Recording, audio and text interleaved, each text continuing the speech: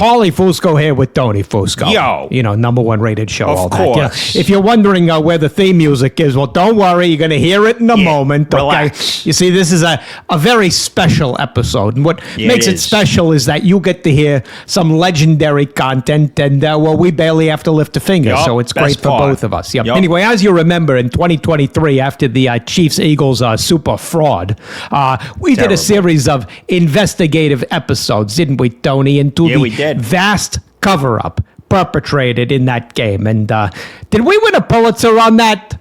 I can't remember. Between that and now this sports podcast award that we won for best comedy for the second year in a row, it's hard to keep track. Yeah, it's hard to keep track, you know, anyway. All right, so we launched this full investigation into all the malfeasance that day, specifically how the field was so slippery that nobody could play on it. Just made the whole thing impossible. The whole outcome null and void. Should have been voided. Well, no contest. With the rematch about to take place, we thought we'd replay for you just that incredible Pulitzer probably winning episode. Can't remember. All right, just one thing to note. Our video looks like total crap because our idiot producer bought the crappiest cameras possible. Great job by you. Yeah, good job by you. I told you to buy a camera.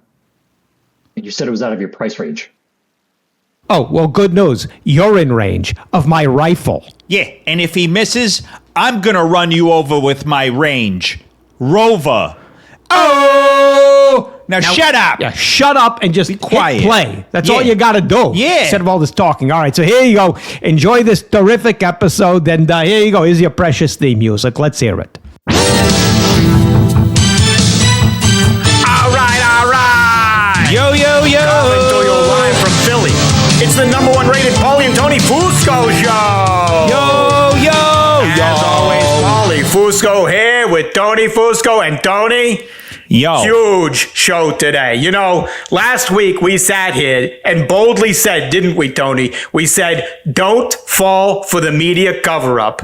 Super Bowl 57 is far from over. Don't go crowning the Chiefs. Yeah. We're just getting started. We said the truth is going to come out about what really happened. And sure enough, Tony, now you see. Here we are. Yeah, you see all these other major media outlets starting to follow our lead here, as they tend to do always. Yeah, and a huge story just came out of ESPN revealing new details which further throw the outcome of the Super Bowl into question.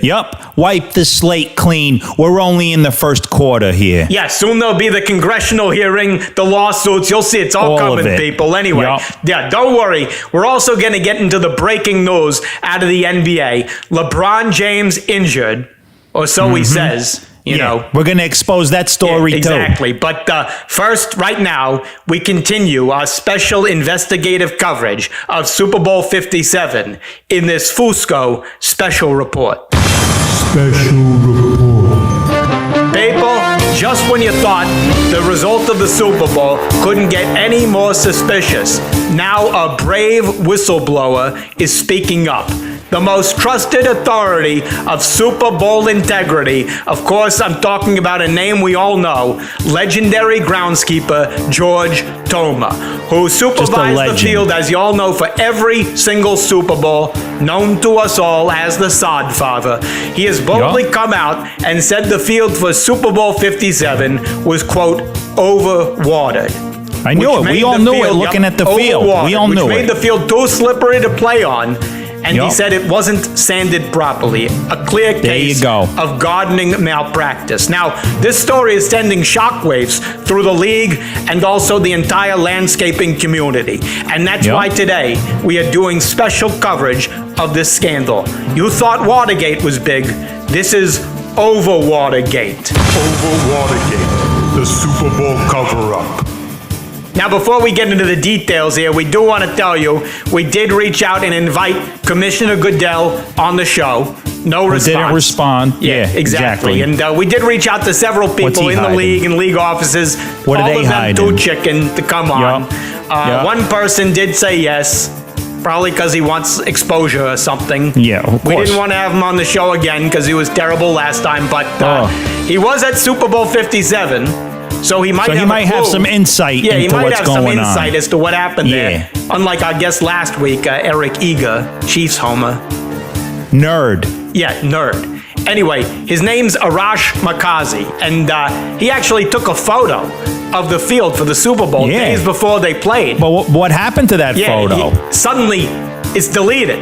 It's nowhere to be found. So we're going to find out what he's trying to hide there. But first, let's dig deeper into this troubling story. You know, in case you haven't been following it as closely as we have, which you should be, a war of words has broken out between George Toma and his underling, NFL field director Ed Mangan. Now, according to ESPN, Toma claimed that Mangan, quote, didn't do shit when it came to sanding the field prior to the game.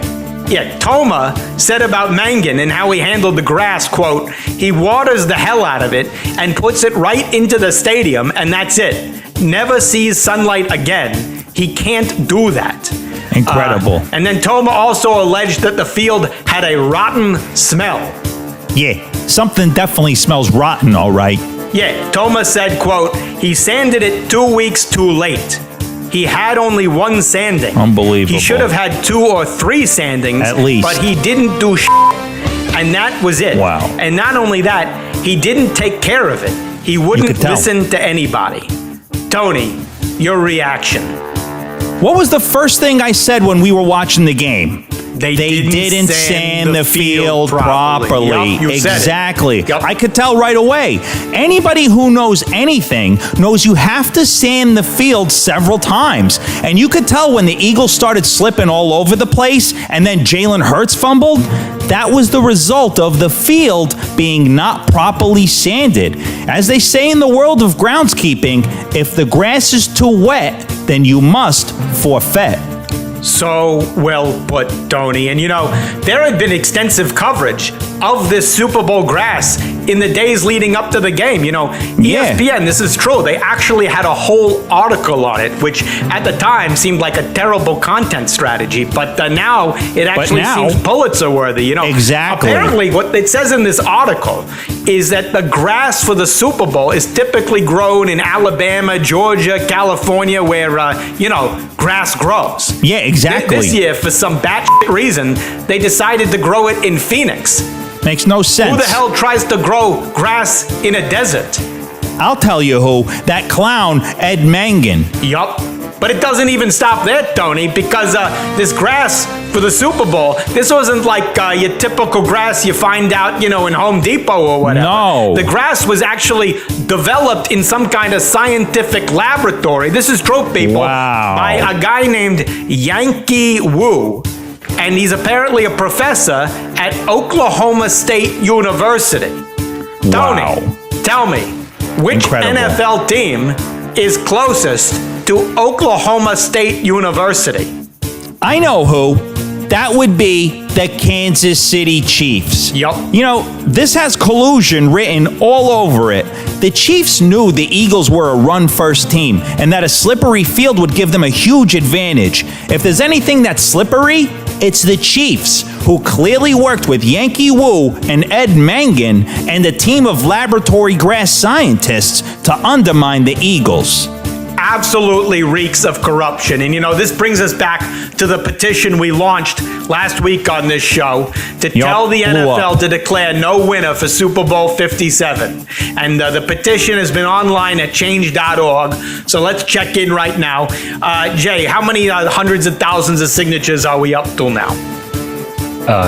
You only have 197 signatures total.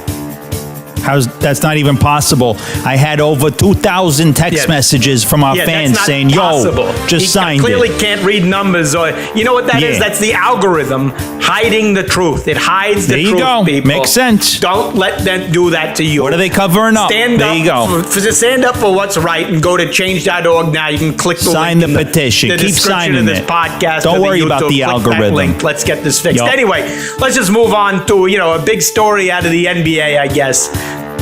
LeBron James injured, out for at least a few weeks with a foot injury. Now, there are so many strange parts to this story too, Tony. First, when the news broke, the ESPN headline read, and I quote, sources, LeBron James feared, out several weeks with foot injury. Feared? Interesting word choice there, Tony. Who feared this injury? Because I certainly the hell didn't. Yeah, if anything, I feared LeBron continuing to play so I wouldn't have to hear about him all the time. Same here, Tony. And you know what's so interesting here? LeBron, he's playing just fine, having a good season and whatever. Yeah, everything's good. Yeah, suddenly, he's chasing the playoffs. Then suddenly Kevin Durant joins the Suns. LeBron's realized he had no shot at a title, and then suddenly he's like, my foot. I can't play. Yeah, my foot popped. Did you guys hear that? You didn't hear that? My foot totally popped. And first he said he had a problem with the left foot. Then the doctor said the left foot was okay. Suddenly it was a problem with the right foot. Yeah, no, it's my right foot. Has anybody seen the x-ray here? Has anybody looked at his medical records? Exactly. Of course not. Because this just reveals the truth about LeBron, doesn't it? Don't be fooled, people. He doesn't want to make the playoffs. The goal for every NBA player these days isn't to win a title. It's to play in as few games as possible. Relax. And that's what they want to do. These NBA basketball players, they're not playing basketball. They're playing hooky. Isn't that right, Tony? It just goes to show that the NBA is clearly responsible for so many of society's ills. No wonder employers have so much trouble finding workers. I mean, if a guy getting paid $40-50 million is allowed to not show up for his job, then why should a guy getting paid $17.50 show up for his? Yep. When I see the unemployment stats, yes, I blame Joe Biden first, but LeBron James is a close second. Another great point, Tony. And, on the subject of people we can't stand, one of them's coming on the line. Oh, yeah. Let's just get it over let's just with. get this over with and bring him on the Fusco Satellite Network. Fusco Satellite Network. As we continue our special investigative report on Super Bowl 57, we bring in this guy, the host of the Arash Markazi show, longtime journalist, writer, whatever. Look, just going to be frank here, we really didn't want to bring you on the show again because your last performance was just terrible. The only reason we're bringing you back, to be honest, is because, it really recently came to our attention that you were at Super Bowl 57 days before the game started. Is that true? Did they really let someone of your caliber, low caliber, in? They did. I got to walk on the field as soon as they put the sod back. I think it was a Tuesday. A Tuesday or Wednesday, but I forgot. Yes. Interesting. So I assume, given that you seem to be an expert on sod, that you are up to speed on the breaking and shocking developments surrounding Super Bowl 57. Yes, this is like my favorite story that no one but you guys are talking about. Exactly. There you go. This Sodgate. The Sodgate is very actually, it's hold on a second. It's not Sodgate. It's Overwatergate. Yeah, Overwatergate. Okay. That's better and more clever than the thing you just came up with, to be perfectly honest. Yeah. But all right, keep going. Yeah, go. No, I mean, usually there's not this kind of drama between the previous guy who did the sod and the new guy who did the sod. But, the old guy, the sod father, is publicly crapping on the new guy, saying he did a bad job. So you are familiar with legendary groundskeeper George Toma. I'm very impressed. You're up to speed here. Yep. And so we want to get into some details there. You were apparently at the Super Bowl days before the game was played, and you took a photo of the field and tweeted it, but then deleted it. So, what are you trying to hide there? You trying to hide something? What's really going on here? I'm not sure why the league thought that was a secret, what the field looked like, but I did take a picture of the field. I posted it, and I was gently reminded that I was not allowed, for whatever reason, to take a picture of the field. Now, listen, this is before the Super Bowl, so I'm not going to put my credential to cover the game at stake for a picture of the field, which Coward. I still have the picture, but not knowing that the field would play such a dramatic role in the game. Well, hold on. Who intimidated you here? I mean, is this Roger Goodell? Is it an angry horde of landscapers? Who comes after you for was that? Was it the guy who waters the grass? Was like, hey, he turns the hose on you? Delete that picture. Yeah. No, it was someone in PR that I think basically told everyone no pictures of the field. So I don't know why we got, we were there to talk to the. Listen, we were there to talk to Toma and the groundskeeper because if you guys remember, they really bragged on the fact that for the past year, here's how we put this field together. We've wheeled it in and wheeled it out, and they really bragged how they spent millions of dollars in over a year making sure this was the best field. And yeah, Interesting. and We're connecting the dots here. We dug into this, as a journalist, you'll appreciate this. You know that the grass for the field was developed at Oklahoma State University. What's the nearest NFL team to Oklahoma State, Arash? Take a guess. Got to be the Cowboys, right? No, the Kansas City Chiefs. It's the Chiefs. You need to learn how to follow a train of thought. But all right, George Thomas said the field had a rotten smell. Can you describe the smell to us? What are we talking about? Is it more like a dead fish or more like old underwear? Or is it like Ben Gay or something? Yeah, what are we talking about? Listen, the field, when I smelled the field for the first time, when it was first rolled in, wasn't bad. I think Toma was referring to the fact that they put a covering on top of the field, and then Rihanna and the halftime show and the pregame show, like all this stuff was happening on a wet field. So imagine you go for a workout or whatever, and you have a wet T-shirt, and you cover that wet T-shirt. It's going to smell. Image of you in a wet T-shirt. Hold on. Yeah, what are we talking about over here? Let's get back on track here. What? Yeah. All right. Try it. Did it smell? We're talking about stick to grass. Stick to grass. Yeah, we're talking about the grass. Yeah. You're talking about wet shirts. Yeah. You're trying to titillate our audience here. What? Now, was it like rotten eggs? Did you smell rotten eggs? Yeah, did you smell? What did you smell? Get to the point. There was no smell whenever it was first wheeled back in, but the smell grew apparently as the days progressed. So I'm assuming, were you at the game itself, or you? I was. Yes. Oh. What was the smell like there? It didn't smell great. I don't know what to describe it as. I never smelled it. Yeah, you're only a writer. I wouldn't expect that out of you. Dear Lord. Put 5 words together. It smelled not good. not a good. Is that the best we can do here, Arash? We have a real Ernest Hemingway. We have a real Pulitzer. Here. Yeah. Wow. Unbelievable. Not good. Can you describe this dish to me at a restaurant, Arash? Yeah, it's food you eat. What? Yeah, it's brown. Describe the field, Arash. Yeah. Give us some vivid description, please. Smelled rotten. What are if you open up a fridge that you've unplugged and everything's rotten. It didn't smell good. Tony, tell him your theory. That's what Nick Sirianni, right? Yeah, during the national anthem, a lot of people looked at Nick Sirianni and thought, wow, he's really crying and emotional because of the national anthem. Now, while he does love this country more than anybody else, we can confirm that he was actually crying because the field smelled so awful. Yeah. So were your eyes tearing at all, Arash, during the national anthem? No, thankfully they put me in the press box, so I had the smell of hot dogs and popcorn. I did not smell the field. He's coming on here to brag. You know what? He's not giving us anything here. Yeah, let's keep moving. Let me ask you a question. Are you covering the NFL or covering for the NFL? I just want to ask. Exactly. No, come on, guys. Come on. Hey, how about this? You know, he's afraid of losing his precious badge. That's what's going on. That's what he cares about. There was 2 teams that played on that field, though, right? It wasn't just one team. No, one is a passing team. One's a rushing team. Yeah, and it hurts them more. That's why the Chiefs sabotaged the field, so they go slip sliding all over the place. You know that. Exactly. Come on, use your brain there. Come on, you kidding? All right. Yeah. He's too busy imagining himself in a wet T-shirt. I don't know what. Yeah. I think I'm too busy imagining. He's struggling to come up with the words, Paulie. He's struggling to come up with words. Maybe we'll get 4 out of him. Okay. Yeah. All right. Look, while we got you here, on our last show, we revealed that you were a total Lakers homer.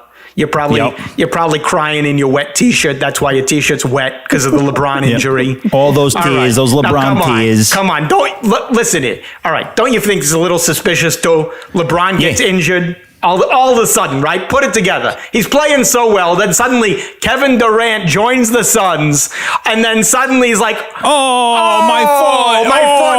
I you can't guys compete hear that? for a title anymore. My foot popped, everybody. Right? No, listen, LeBron was having a good season. I thought they could have made the play-in tournament. Who knows at that point? Maybe they'll make it all the way to the first round. My dream was the Lakers to have a Philadelphia season where they got to the finals and then they lost. That was my dream for the Lakers, but I don't think it's going to happen this year. Yeah, Edie. Yeah, good one there, Arash. Good one. Yeah. How long you spend writing that one, Arash? you think we as the media have a right to review his personal medical records and just, make sure he's not just resting?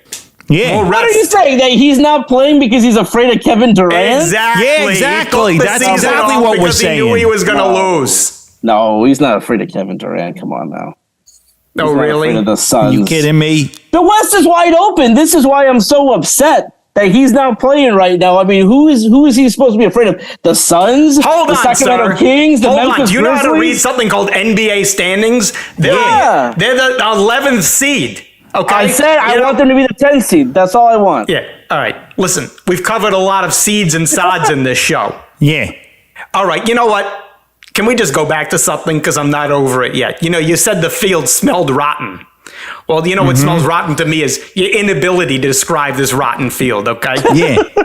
Can you, for our audience, so they know Just as a journalist, think hard, tell come us up with what 6 the words. field smelled like?